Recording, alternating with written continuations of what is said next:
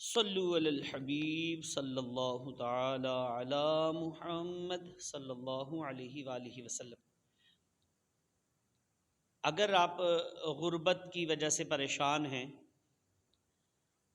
معلی یا معاشی پریشانی ہے، تو آئیے میرے اور آپ کے پیارے آقا صلی اللہ علیہ وسلم نے غربت تنگ دستی سے بچنے کا جو وظیفہ ارشاد فرمایا ہے وہ اور میرے اور آپ کے لیے بڑا فائدہ مند ہے۔ یہ غربت کا روحانی علاج ہے، اور بتایا کس نے؟ میرے اور آپ کے پیارے آقا صلی اللہ علیہ وآلہ وسلم نے۔ سنیے اور اس پر عمل کیجیے، بڑا آسان ہے۔ فرمانے آخری نبی صلی اللہ علیہ وآلہ وسلم جو روزانہ ڈیلی 100 مرتبہ 100 ٹائم کیا کہتے ہیں؟ لا الہ الا اللہ الملک الحق المبین۔ کیا؟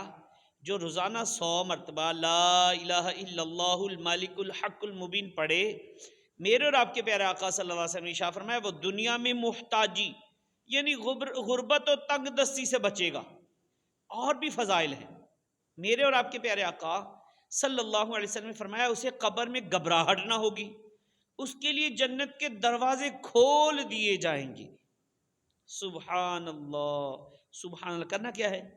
اول آخر 3 بار درود پاک پڑھیے، اور روزانہ کوئی ٹائم کر لیجئے، فجر کے بعد ہو جائے، لا الہ الا اللہ الملک الحق المبین، لا الہ الا اللہ الملک الحق المبین۔